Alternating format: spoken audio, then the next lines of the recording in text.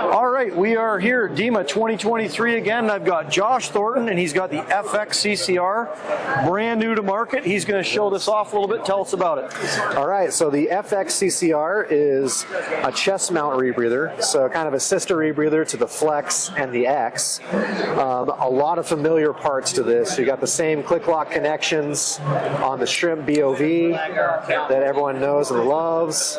Shearwater electronics. So right now this one's set up with a Shearwater primary handset and a Shearwater HUD. But you could do a Shearwater Nerd as your primary. You could do two handsets if you wanted to. You got that flexibility because of the connectors on the electronics. But pretty simple. It would sit on the diver just like this. These would clip into your D-rings here on your harness. It would bungee onto the hip D-rings or a butt plate, depending on what you like right here. We got onboard oxygen with a manual add valve here, and then that also feeds the solenoid. It's set up for off-board diluent, so it comes with a QC6 connector here. So this will feed your manual add valve, your ADV that's built in right here, and then also the BOV. It's also available with a DSV if people want that. Okay. A little bit lighter, a little bit more comfortable. I'm a big fan of the BOV, but the DSV is an option.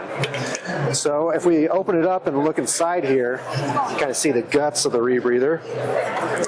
So you got your two counterlungs, so inhalation counterlung, exhalation counterlung.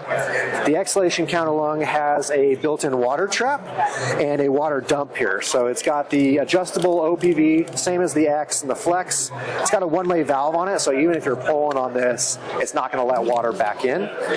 Can't really see it, but there is a snorkel right here, a rigid snorkel, and the idea with that is that the exhalation counterlung is where most of the water is going to end up if you get water in the system. Ideally, most likely place. And so that snorkel is going to divert that water into the counterlung so then you can dump it.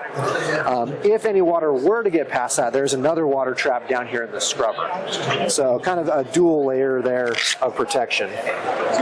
Inside the scrubber, are we an axial, a radial? It's a radial scrubber, yeah. So here's the two batteries, just remote here, and I'll actually open this up and show you. And those use a rechargeable battery, like an 18650? Yeah, it's a rechargeable 18650. Okay. So here's the electronics connectors that I was talking about. Same as the Flex and the XCCR, makes it super easy that if you need to do any field repair or maintenance, or you need to send a handset to Shearwater or something to get serviced, you just disconnect that. It also allows you to carry a spare. Right? So we can change that in the field. Yeah, so if you're on the trip of a lifetime, you know, maybe you carry a spare handset with you, or you're diving in a group of multiple people that use these rebreathers, you can carry one spare. We have a few spares in the group. Yeah, exactly. Very cool. So got the line retention there for the head. I'm just going to shove that in there. So here's the inside of the head. Got 3 O2 sensors. Super easy to change and maintain. Just pull out on that plate right there.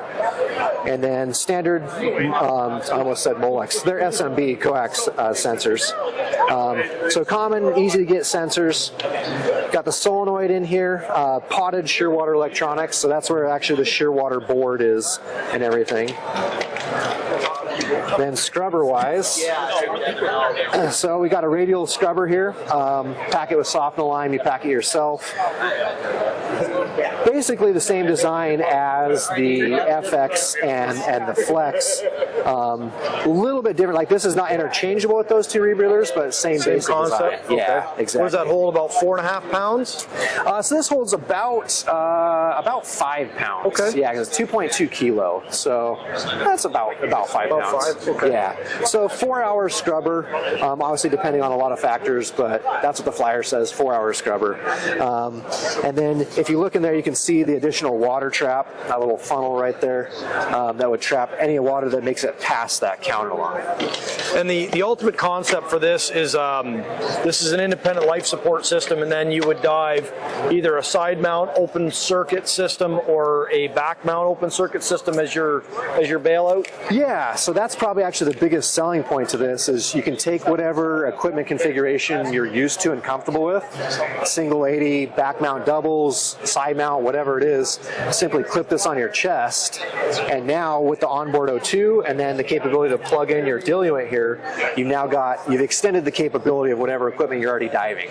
Really easy to switch back and forth, take off the rebreather, leave it on the boat for the second dive, use it, not use it, all those things. It makes it really easy and flexible.